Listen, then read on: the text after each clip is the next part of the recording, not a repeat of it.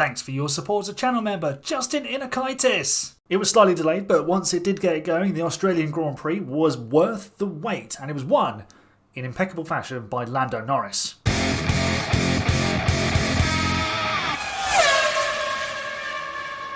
Hello folks, and welcome back to the channel. I'm going to give you my thoughts on a very interesting season opener to the 2025 season. Won, as I said, by Lando Norris for McLaren in Australia. Well done to him and well done to the McLaren team. The first time they've started the season with probably the fastest car since 2012. And obviously winning the opening race since, well, that year as well, I think. Actually, Jenson Button took the win, didn't he? So, yeah, it's been a long time coming for the Woking team. And let's start with them immediately. We'll go through each team and driver as we go. We'll spend a little bit longer on some drivers than others. And there's a bit more to say. But Lando, exemplary at the front. I did worry that he bottled the win when he went in for inters after skating across the grass, which apparently did some damage to his car, which is why he was under attack from Max Verstappen late on. But McLaren got everything right today.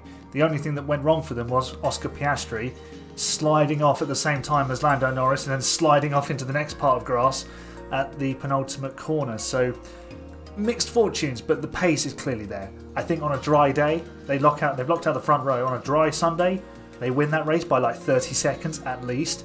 Verstappen wouldn't have been able to live with them for the entire 57, 58 laps that we would have had. So McLaren are absolutely the team to beat.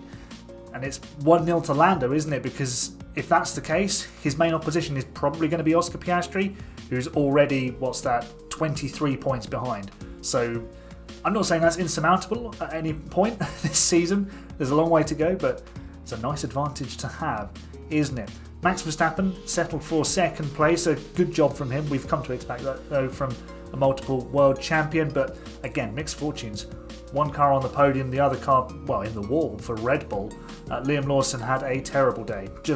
It never really seemed to come together for him. The whole weekend has been a struggle. So hopefully he can go to China and do a little bit better, get a bit more confidence in the car. But Max Verstappen again delivering. Could have snatched the win. I don't think he really had the pace though. He was just sort of capitalising on the scenario that Lando had, the damage.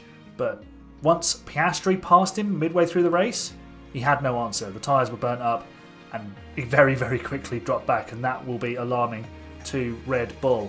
A team that maybe overperformed expectations is Mercedes. George Russell third and Kimi Antonelli fourth, having had his 5-second penalty overturned by the team on appeal to the stewards. So he was classified fifth, he's now classified fourth. George didn't really see him actually until the start and the restarts. That was it. And on the podium, that was the only time we ever saw him. He was just he didn't overtake anyone, and he wasn't overtaken by anybody else. So, that's, I suppose, a positive. He was too quick for the cars behind, but not quick enough for the cars in front. So Mercedes with work to do. Kimi Antonelli, though, showed his prowess, his skill in the wet, just as he did in Silverstone in Formula 2 last season. So coming through from 16th on the grid to finish fourth, managing his way through the chaos, made a few nice moves, a couple on Hulkenberg. So very good debut from the young Italian. Alex Albon getting the probably standout result that we didn't expect today in P5 for Williams. He did a great job. He held off Lewis Hamilton when it looked for all the world that Hamilton was about to swamp him and go on and transform his own race. But Albon, experienced driver now, knows his way around a racetrack, kept the Ferrari behind and ended up in P5. Got the strategy call absolutely bang on and got the reward for it. And someone else who got the strategy call right is Lance Stroll. He started on the wets, and then we had the aborted start, so he switched to inters, and then he just again ran slightly anonymously and just ended up in sixth. He's very good in the wet as Lance Stroll. I mean, he has his critics, and I will criticise him when he's not good enough, but today he was good enough. Fernando Alonso threw it in the wall, and Lance Stroll picked up P6. Roles reversed, everyone's saying, Alonso's fantastic and Stroll is a liability. Well, let's put it straight. Drivers make mistakes in the wet. Alonso made a mistake. Lance Stroll got the job done. So credit where credit is due. And from one green team to another, Nico Hulkenberg. great result for Sauber. I mean, after testing, this did not look possible. And yet, here he is, 7th place. Great result from him. Again, slightly not in the action because they were just sort of separated a little bit. There was that group of 4 of Tsunoda, Leclerc, Albon and Hamilton that was kind of running together, but everyone else was kind of separated. And Hülkenberg just kept his nose clean, kept it out of the wall, and picked up the points because everyone else behind him all had mishaps and made bad strategy calls. And let's talk about bad strategy calls. It's not a case of Ferrari being Ferrari again. They took a gamble and it didn't quite work out. I feel like if they boxed on the same lap as Verstappen, because Hamilton was 8 seconds behind, they could have just followed him in. They might have finished sort of 4th and 5th. We'll never know, of course, but still, that was definitely an opportunity missed for Ferrari. It was one of those gambles where if it pays off, you look like an absolute hero.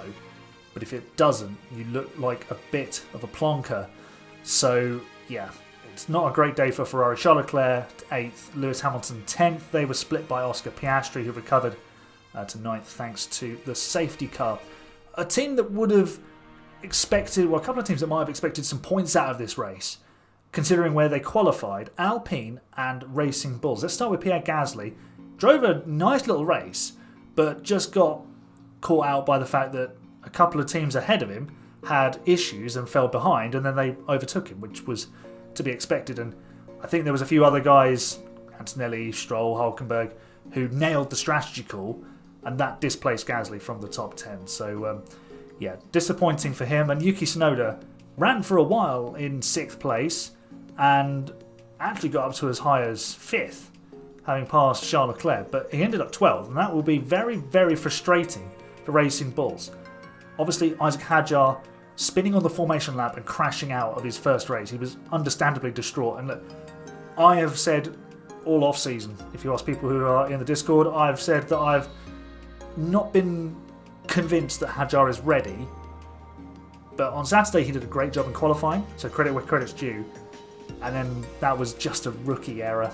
He had a wheel on the white line, lit up the rear tyres on the formation lap, round it goes, no saving it. I feel sorry for the lad. Again, it happened to Carlos Sainz.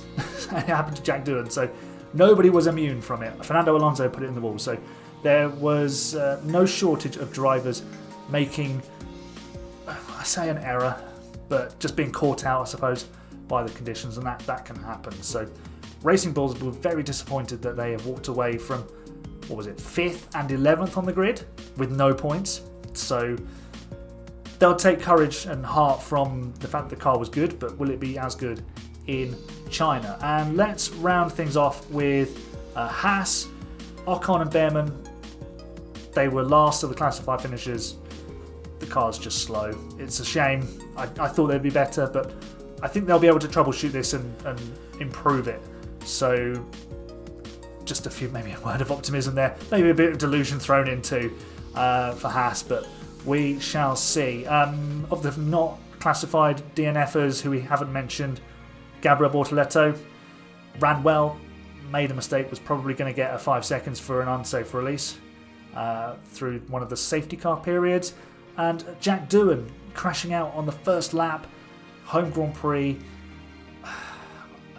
Not the result he needs when his seat is already under pressure. As much as Alpine will tell us that it's not, it is. They wouldn't have signed Franco Colapinto for no reason. Results like that make you think, well, is the chop coming sooner than we perhaps expected, which was Miami or before then? So yeah, difficult day for Jack Doohan. They were the finishers and results from the Australian Grand Prix. I don't know who the driver of the day was. I'm assuming it was Antonelli, probably. But I'm gonna pick as my alternative driver of the day. I'm gonna go with Lance Stroll. I think quietly got on with the job, didn't put a foot wrong, and credit where credit's due. I mean, He's the sort of driver we'd have expected to see in the wall at some point, but actually in the wet, Lance has some very good racecraft, and he did a very, very good job today. What would I rate the race? We always do a race rating as well, so let me know your alternative driver of the day and your race rating in the comments. I would give this a 7.5 out of 10. Oh, actually, no, correct that. I'll go with an 8. I'll go with an 8 out of 10 because we had that last couple of laps where the win was up for debate. But Lando Norris held off Max Verstappen. So that's what I think. Let me know in the comments what you think. Who was your alternative driver of the day and how would you rate the race? That's all for now. You're the best fans, and remember, be fast or be last.